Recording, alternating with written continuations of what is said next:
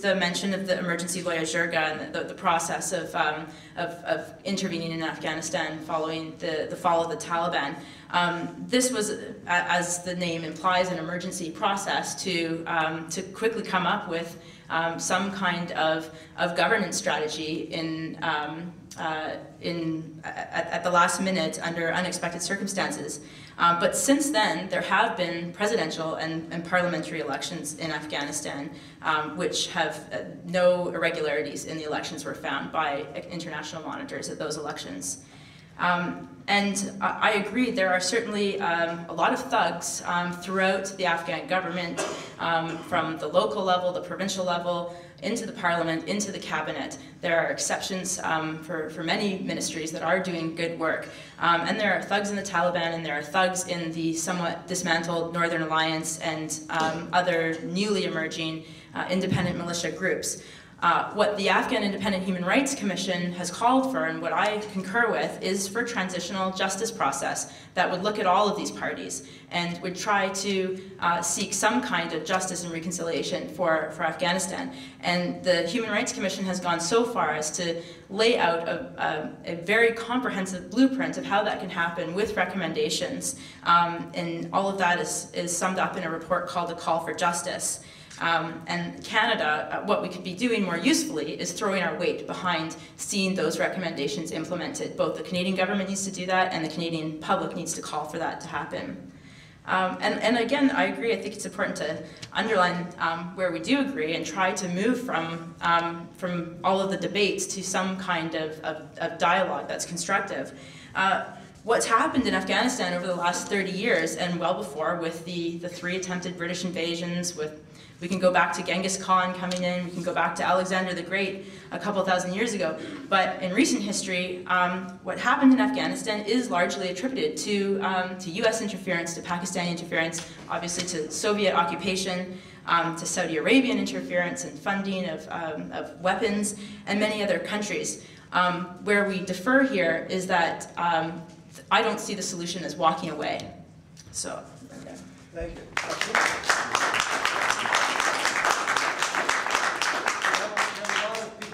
Questions, so I'll ask you to direct another question, then we'll move on to the audience. Great. Thank you. Okay, this one's for Lauryn.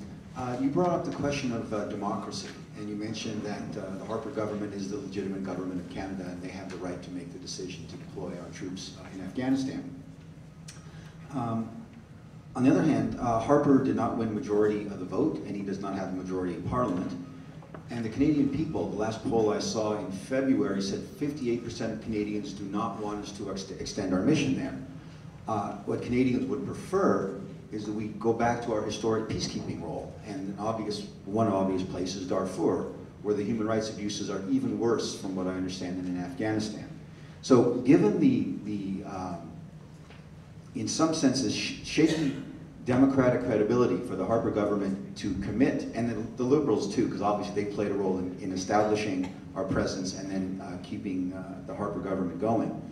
Given that they do not reflect the will of the Canadian people in any of these instances, do you think that it's legitimate and democratic for the Canadian government to continue to keep our troops there? It's a very good question. I think I addressed somewhat the issue of Canada's peacekeeping role earlier, in that this is not a peacekeeping mission per se, because that's just not possible in the Afghan environment right now, but it's a UN mission under UN auspices, designed, backed, etc. So the argument for a UN peacekeeping mission just doesn't hold under the circumstances currently. Short of restructuring our system of government, which I don't feel I can really speak to, I think one of the big problems in the debates taking place is that we're working with very, very limited information, and we are focusing on such a small part of what's happening in Afghanistan, this simplistic black and white troops in, troops out issue, rather than the larger, more complex picture. And right now, I don't think public opinion is something that we can really form policy on under the circumstances, and under the circumstances that it's being manipulated by the NDP and by certain groups that I think have ulterior motives.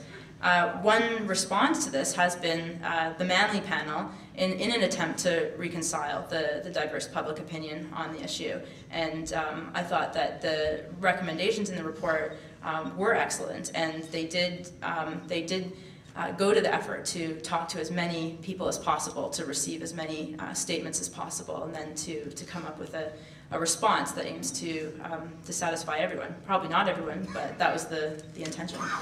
Okay.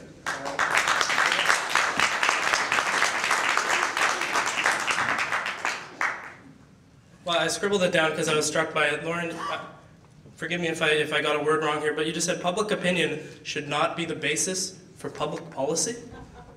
I don't know any more if any more anti-democratic ethos could be captured in a quote there. What else should form public opinion in Canada or Afghanistan other than public opinion? That's at the very heart of democracy, and I find it amazing.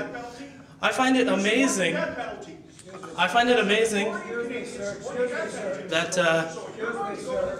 Excuse me, sir.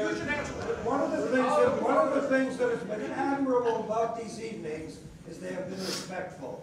And we're going to continue that tradition. We're not going to have people yelling about something. When you want to pose a question, I'll be the moderator and you can pose a question. This is a place...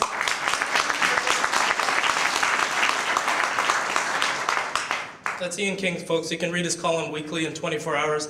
And I was just coming to the point that I find it amazing that it's the NDP or the peace movement that is somehow capable of these great deeds of influencing public opinion. How many anti-war columnists are there in all of Canada in the mainstream media?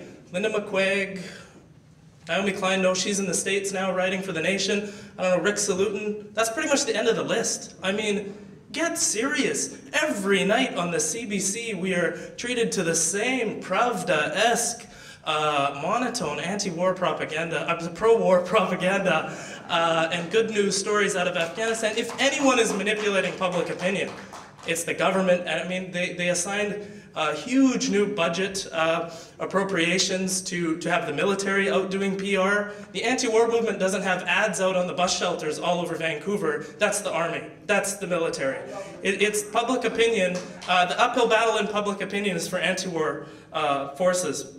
And I just wanted to say about the issue of UN. This is a UN mission, this is a NATO mission. This is NATO's first ever operation outside of Europe. What is NATO doing even in existence? That is an acronym that isn't an anachronism in today's world, if that makes sense. There shouldn't be a NATO anymore, and Canada should pull out of NATO before or after it pulls out of Afghanistan.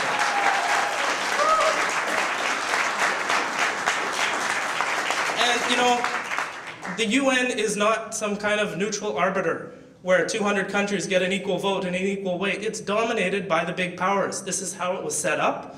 But it's even worse, obviously, in a unipolar world today. The Haitians, who are suffering under an occupation where the troops wear blue helmets, Canada's been there for 4 years, by the way. They went in ahead of the UN, overthrew the government with France and the US, then brought in the UN to give it the stamp of approval. The Haitians are eating dirt cakes to feed themselves. This is what the blue-helmeted Canadian occupation has done in Haiti. So whether it's NATO helmets or UN helmets, an unjust occupation is an unjust occupation. Thanks.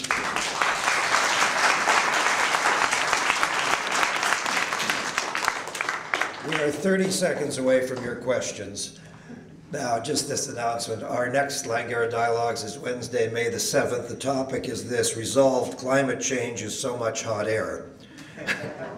And I'm having difficulty lining up my speakers, but I'll get them, believe me. June the 11th, our debate is resolved echo density will save the city. Forward my question, I would like to make a comment about Canada being peacekeeper. Canada was never, ever a peacekeeper in the war.